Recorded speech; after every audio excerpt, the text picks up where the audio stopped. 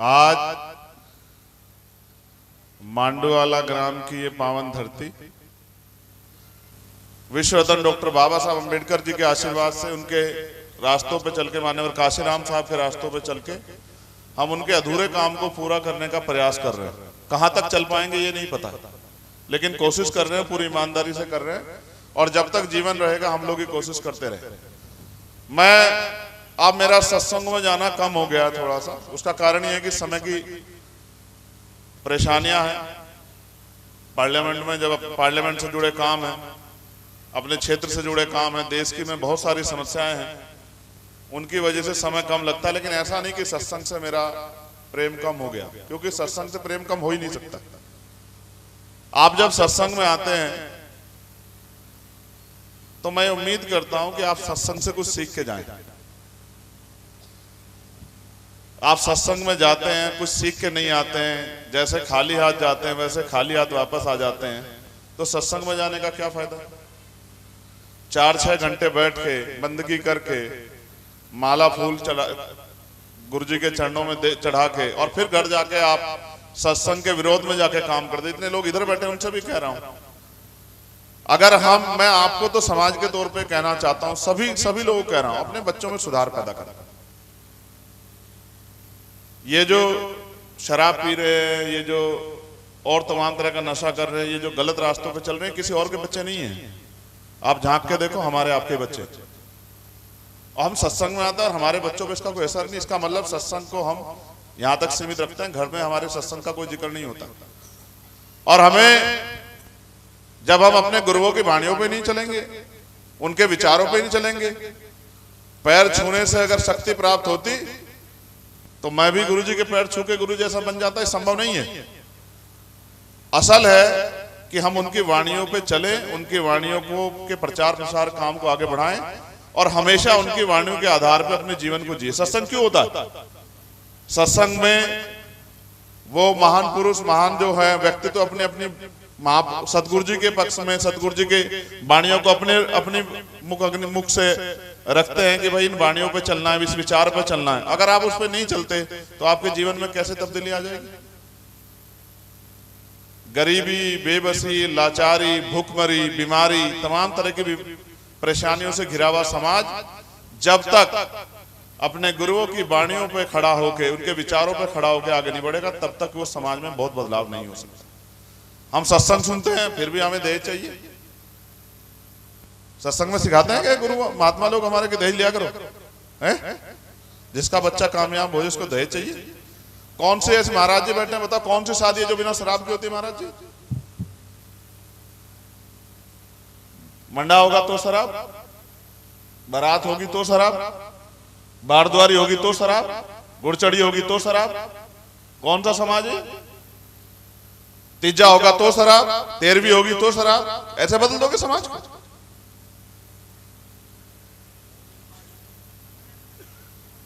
देखो, आप समझो कि ये करना क्या चाह रही है। आपसे कुछ लेने के लिए नहीं बैठे जो लोग यहां बैठे।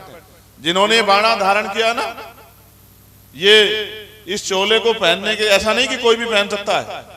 इस चोले को पहनने की कीमत चुकानी पड़ती है। जब आप इस चोले को पहन के निकलते हैं तो कई तरह के आरोप का सामना भी करना पड़ता है, कई तरह की परेशानियों का सामना भी करना, कई बार भूखे पेट भी रहना पड़ता है। बहुत सारी परेशानियां होती। ये अपना काम नहीं कर रहे हैं, ये अपना जीवन जी सकते हैं।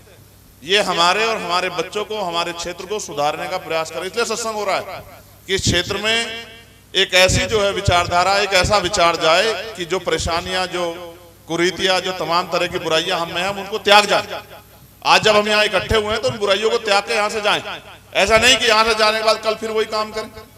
अगर हम ऐसा करते हैं तो हम कोई सत्संग नहीं कर रहे और हम किसी सत्संग का हिस्सा नहीं बने। भीड़ जुटाने से कुछ नहीं होता, इससे 50 गुना भीड़ जुटा दो और वो भीड़ जाके कल फिर उसी काम का हिस्सा बने जिसका वो बन रही थी। इससे बदलाव नहीं होगा। अगर बदलाव करना है तो सबसे पहला बदलाव अपने अंदर करो। दूसरों को बदलने की वो छोड़ो कि दूसरे अच्छे हो जाएं। आप अच्छे हो जाओगे, सब अच्छे हो जाएंगे।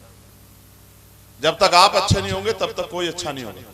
और मैं तो अपनी माओ बहनों से हाथ जोड़ के कहूंगा, आपकी संख्या बहुत है यहाँ। अपने देखो, 2 नावों पे सवार होंगे ना तो फिर गिरना आपका निश्चित है। एक नाव पे रहो। अगर सत्संग में आते हो गुरुमुखी बनते हो तो फिर सदगुरु रविदास जी महाराज के विचारों पर ही चलो। ऐसा नहीं कि यहाँ सत्संग में तो सदगुरु जी के विचारों पर, घर जाके किसी और के विचारों पर, इससे नहीं बदलाव हो सकता। क्यों गुरु जी गलत तो नहीं कह रहा हूं? रहना पड़ेगा, नहीं रहना पड़ेगा एक ही नाव में। एक नाव से ज्यादा नाव में रहोगे तो आप गिरोगे और डूबोगे। तो एक नाव में रहो। और ऐसा दुनिया में कोई संत नहीं हुआ, संतों में भी शिरोमणि, जिन्होंने पूरी दुनिया को प्रेम, भाईचारा, एकजुट होकर, बुराइयों को त्याग कर आगे बढ़ने का संदेश दिया। ऐसे कुलगुरु, जगत गुरु सदगुरु रविदास जी महाराज की संतान है हम लोग, जिन्होंने बेगमपुरा राज का संदेश दिया। बेगमपुरा राज यानी कि बिना गम का राज, जहां किसी की जिंदगी में कोई गम ना हो, जहां कोई छोटा बड़ा ना हो, जहां कोई किसी बहन बेटी का अपमान ना हो, जहां किसी की हत्या ना हो, जहां किसी को सताया ना जाए, जहां कोई बहुत अमीर ना हो कि गरीबों का मजाक उड़ाए, ना कोई इतना गरीब हो कि वो बेबस हो जाए, जहां सब लोग बराबर हो, बहन बेटियों का भी सम्मान हो, पुरुषों का भी, ऐसा राज। और उनकी संतानें जानती नहीं, और फिर कहती हैं कि भाई हम बीमार हैं, हमारे घर में परेशानियां हैं और तमाम तरह की मुसीबतें हमारे सर है। तो आप अपने गुरुओं को पढ़ो, जानो, उनके उस रास्ते पे चलो। मैं तो गुरु जी को पढ़ता हूँ भाई, बाणियां तो मुझसे अच्छी है सुना देंगे संत लोग आपको। मैं उनकी बाणियां सुना के क्यों कहूँ कि भाई मैं बाणियां जानता हूँ? मैं बाणियां बहुत जानता हूँ, लेकिन ये महात्मा लोग सब लोग बाणियां सुनाते हैं। मेरा काम तो एक ही है जो मेरी समझ में आता, जो सदगुरु रविदास जी महाराज भी कह के गए हैं कि रविदास मानुष करी बसन्नु सुकर है दो ठाव, एक सु सवराज माही दूसर मरगट गांव। जब ये बाणियां सुनाते हैं तो हिंदी में नहीं बताते शायद, तो आपको पता नहीं समझ आती नहीं आती, लेकिन मैं जो बता रहा हूं मैं उसको हिंदी में बता रहा हूं। सतगुरु जी ने ऐसे ही सत्संग में, उनके एक चेले ने उनसे पूछा कि सतगुरु जी हम खूब मेहनत करते हैं, खूब परेशानी उठाते हैं, खूब दिन रात संघर्ष करते हैं, फिर भी हमारे जीवन में सुख सुविधा क्यों नहीं है? तो गुरु जी ने कहा रविदास मानुष करी बसन्नु सुकर है दो ठाव, कि सुख शांति का जीवन जीने के दो ही रास्ते हैं, एक स्वराज माई अपना राज लाओ, और दूसरा मरगट गांव, कि जीते जी तो मिलेगा अपने राज में सुख शांति, और मरने के बाद मिलेगा शमशान घाट में, कब्रिस्तान में। अब आपकी इनमें से जोन सी इच्छा उसको ले लियो। जिसको सुख शांति मरने के बाद चाहा वो मरने का इंतजार करो, और जिसको जीते जी चाह वो राज लाने के बारे में सोचो। और बिना राज के आप किसी का भला नहीं कर सकते।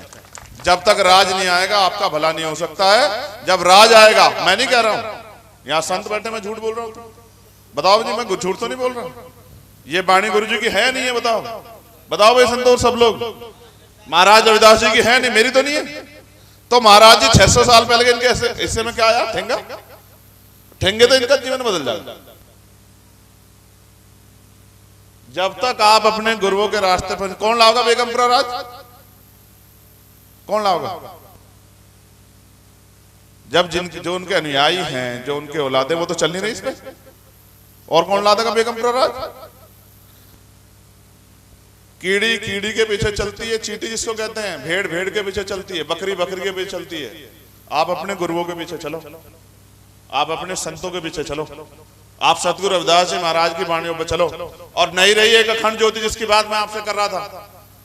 अगर समय के सतगुरु अखंड ज्योति स्वामी समनदास जी महाराज आज होते तो हम बहुत बड़ी ताकत को आज हासिल कर चुके थे देश में, क्योंकि बहुत तेजी से वो लोग वो काम कर रहे थे, और उनके साथी भी सब लोग, उनके सहयोगी भी बहुत तेजी से काम कर रहे थे। अब वो जब नहीं है तो जो उनकी सेवा कर रहे थे, इनमें ही आप जो है इनके द्वारा जो कही गई बातें उन पर चल के अपने जीवन को सफल बना लो।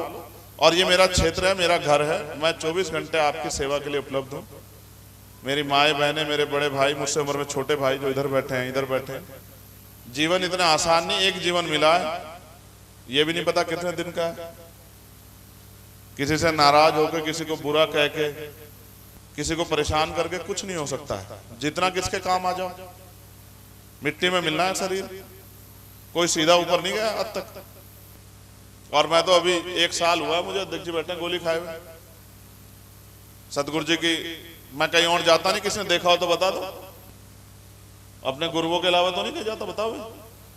अभी महाराज जी कह रहे थे कि मेरी नाड़ बच गई थी, मैं तो गोली खा के बैठा। सतगुरु महाराज का आशीर्वाद था तो बच गया। आप भी सतगुरु जी के रास्ते पे चलो, आपको मुसीबतें नहीं आएंगी। ठीक है, बस मैं फिर आपसे कहूंगा, ये मेरा घर है, जिस दिन आपकी समझ में आ जाए कि मेरे साथ खड़े होकर ताकतवर बनना है, उस दिन फिर मेरा साथ देना शुरू कर देना। अभी मैं आपको कोई जिद नहीं कर रहा हूं। जिस दिन आपको लगे कि भाई हमें ताकत चाहिए, उस दिन जिस दिन आप चाहो कि अपने बच्चों के भविष्य में बदलाव करना है, अपने लिए अच्छी जिंदगी चाहिए, अपने क्षेत्र को आगे बढ़ाना, उस दिन मेरे साथ खड़े हो जाना। मैं तो अपना काम हमारे साथी 24 घंटे 7 दिन करने की कोशिश कर रहे हैं। और मैं पुनः जो यहाँ काम देख रहे हैं उनको और महात्मा राजकुमार जी को, मैं तो उनको उनके चरणों में जो है सतनाम करता हूं और उनसे ये आग्रह करता हूं कि ऐसे ही वो इस काम को आगे बढ़ाते रहें। और फिर मैं कहता हूं आपकी जिंदगी लगे, आप सबकी जिंदगी लगे, समाज आगे बढ़ जाएगा। जब गुरु रहता है ना तो रास्ता रहता है, जब गुरु रहता है तो रास्ता रहता है। जब गुरुओं के विहीन समाज हो जाएगा तो ये समाज गड्ढे में गिरेगा, मेरी बात को आप याद रखना। और जो संत होकर भी गद्दारी करेगा ना महाराज जी के मिशन से, उसका भी ऐसा हाल होगा कि उसकी भी कई पीढ़ियां याद रखेंगे कि महाराज जी के मिशन से गद्दारी कर ही नहीं सकता कोई, वो करके देख ले। मेरा तो बहुत तजुर्बा है, आपकी उम्र मुझसे बहुत ज्यादा। मैं तो जिंदगी में यही देखा। 2000 हमारे साथी जानते हैं, 2006 में मेरे पिताजी ने मेरे हाथ में लाठी दी थी समाज की, और आज तक गुरुजी बैठे हैं। बताओ, मैं इनके आगे पैदा हुआ हूं, ये सब बैठे हुए हैं, गुरुजी बैठे हैं। 2006 से लेकर आज तक 24 हो गया, 18 साल हो गए उस लाठी को पकड़े। मैंने हमेशा कोशिश करी कि कभी भी मेरे द्वारा किसी का नुकसान ना हो, और जिसकी मैं मदद में काम आ सकूं उस मदद का काम को मैं करता। 2006 और 2024 चल रहा, और जब तक जीऊंगा मेरे पास भी अभी ऑफर था मंत्री बनने का। हमारे जो राजनीतिक लोग हैं वो जानते हैं, मेरे दरवाजे पे मंत्रालय बैठा हुआ था कि साहब मंत्री बन जाओ।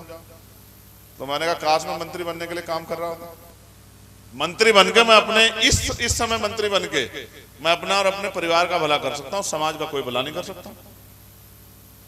तो मंत्री बनाए, यही बनाएगा समाज, लेकिन तब उसका मजा तब आएगा जब राज अपने हाथ में होगा, जब इस कलम में इतनी ताकत होगी कि आपकी गरीबी, बेबसी, लाचारी मिटा सकता हूं, तब जाके आनंद आएगा। मेरे अकेले के मंत्री बनने से कुछ होने वाला नहीं।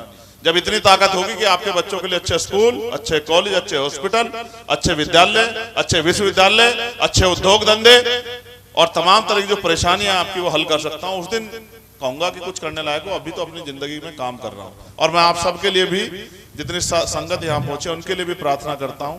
ये जो भाई हमारे ये जो काम कर रहे हैं, इनका भी योगदान है, इनका भी योगदान है। ये अगर अपना काम छोड़ देंगे 2 मिनट को, तो यहाँ बोलने वाले का की हिम्मत नहीं पड़ेगी। उसको वो कहेगा कहाँ, इनको तो बुलाओ, इनको तो बुलाओ। हर आदमी का योगदान है, जो छोटे से छोटा है, जो कैमरा चला रहा है उसका भी योगदान है, जो वहां मंजीरे पे बैठा ढोल बजा रहा है उसका भी योगदान है, जिसने जो है इसमें सहयोग किया उसका भी योगदान है। मैं सबके लिए प्रार्थना करता हूं। भाई संजय खड़े हैं हमारे भाई वहां, कि सदगुरु महाराज जी का आशीर्वाद, मेरा बहुत प्रेम है इन तीनों मांडू वालों से, इनके बराबर में गेले वाले तीनों से, कोई ऐसा वो नहीं। तीनों से मेरे साथ यहाँ के बच्चे पढ़े हैं, मेरे छोटे भाई बहुत सारे बड़े हो गए, मैं उनको 7-8 साल बाद देख रहा हूँ, बड़े बड़े हो गए उनको भी मैं देख रहा हूँ। तो मेरा तो एक घर है।